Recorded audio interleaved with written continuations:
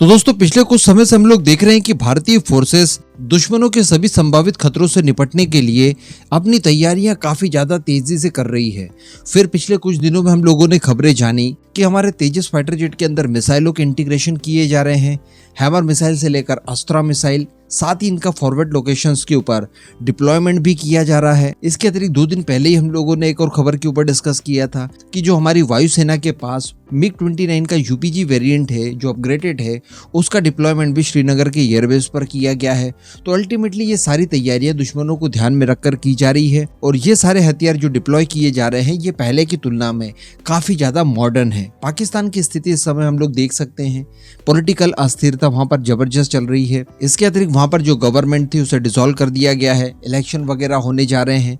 Election से पहले काफी लंबे समय तक सेना का ही वहां पर एक तरह से रूल रहेगा, प्रभावी प्राइम मिनिस्टर जरूर नियुक्त कर दिया गया है, लेकिन अल्टीमेटली हम लोग देख सकते हैं कि जो पावर है वो पाकिस्तान की फोर्सेस के पास आ चुकी है। तो ऐसी परिस्थिति में ये लोग कोई ना कोई बदतमीजी कर सकते हैं, जिनसे निपटने के लिए हमें थोड़ा सा ज्यादा कॉन्शियस रहना पड़ेगा और यही सारे कारण है कि भारत की तरफ से तैयारियां लगातार की जा रही है। अब इसी बीच एक खबर निकल कर आ रही है और बताया जा रहा है कि भारत की नॉर्दर्न सेक्टर में एक इजरायली वेपन को तैनात कर दिया गया है और ये हथियार एक 2-in-1 वेपन है, यानी ये अटैक भी कर पाएगा और साथ ही निगरानी के काम को भी बखूबी कर पाएगा। इसी के साथ साथ इसकी एंड्योरेंस जो है वो इतनी लाजवाब है कि ये एक ही उड़ान में पाकिस्तान और चीन दोनों ही सीमाओं के पास अपनी उपस्थिति दर्ज करवा सकता है। तो चलिए आगे जानते हैं कि ये कौन सा इजरायली वेपन है जो कि भारत द्वारा डिप्लॉय किया गया है, इसकी क्या खासियत है और ये किस तरह से हमें एज दे सकता है। आप बस खंडवा डिफेंस फैक्ट को सब्सक्राइब जरूर कर दीजिएगा। तो दोस्तों हम सभी जानते हैं कि भारत द्वारा हेरॉन ड्रोन्स का काफी ज्यादा इस्तेमाल किया जाता है। कुल 70 की संख्या में हमारे पास हेरॉन मार्क 1 ड्रोन्स मौजूद हैं, जिनको लेकर हम लोग इन फ्यूचर प्रोजेक्ट चीता के ऊपर काम करेंगे,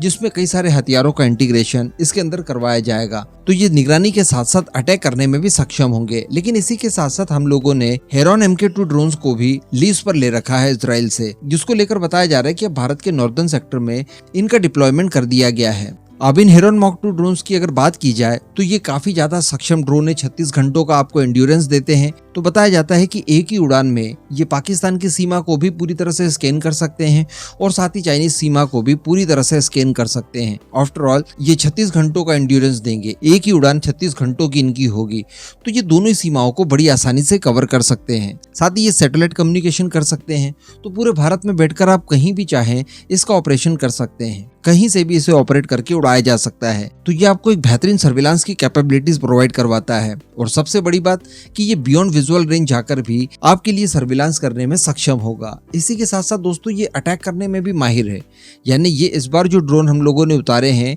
ये न केवल आपको सर्विलांस कैपेबिलिटी देते हैं बल्कि अटैकिंग कैपेबिलिटी भी देते हैं, जिनके अंदर आप कई सारी एयर टू सरफेस मिसाइलों का इंटीग्रेशन कर सकते हैं जो कि एंटी टैंक मिसाइलें होंगी। और इसी के साथ साथ अगर आप एयर टू ग्राउंड बॉम्ब्स का इंटीग्रेशन करना चाहते हैं तो वो भी इसके अंदर पॉसिबल है। तो दुश्मनों के हाई वैल्यू टारगेट्स को ये न्यूट्रलाइज कर सकते हैं हवा में और बिना किसी पायलट की मदद के, यानी ये मानव रहित ड्रोन है और ये बड़ी आसानी से इन दोनों ही कामों को, यानी निगरानी करने का काम और अटैक करने का काम, दोनों को कर सकते हैं। हालांकि अभी तक इनके अंदर हथियारों के इंटीग्रेशन नहीं हुआ है, लेकिन इनके इंटीग्रेशन का काम लगातार चल रहा है और काफी जल्दी ये हथियारों से भी पूरी तरह से लैस हो जाएंगे।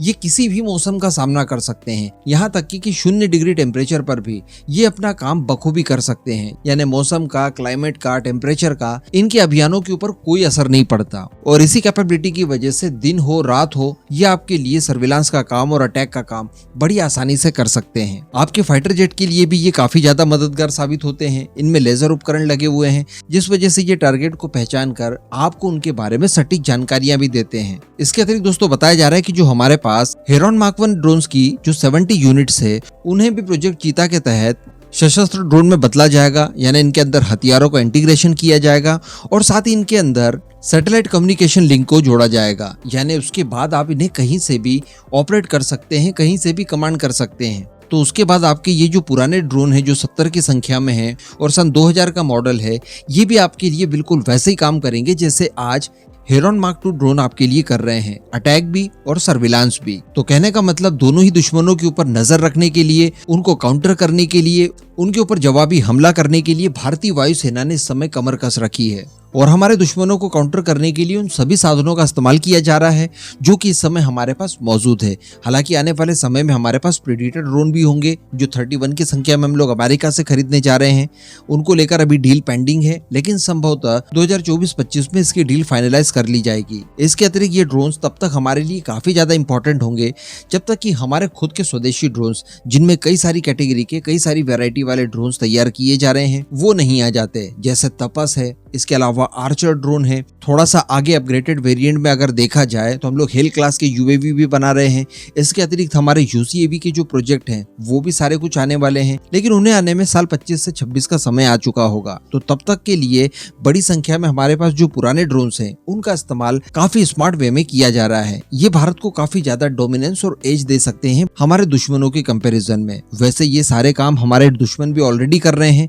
चाइना हो या फिर पाकिस्तान हो, दोनों ड्रोन्स का इस्तेमाल भारत के खिलाफ किए जा रहे हैं। एक तरफ जहां पर चाइना अपने लोकल ड्रोन्स का इस्तेमाल कर रहा है, तो वहीं पर पाकिस्तान टर्किश ड्रोन्स का इस्तेमाल भारत के खिलाफ कर रहा है। उन्हें काउंटर करने के लिए ये सारी तैयारियां जरूरी थी और इसीलिए ये लगातार कदम उठाए जा रहे हैं। इस पूरे मुद्दे पर अब आपका जो भी मानना हो नीचे कमेंट करके जरूर बताइएगा।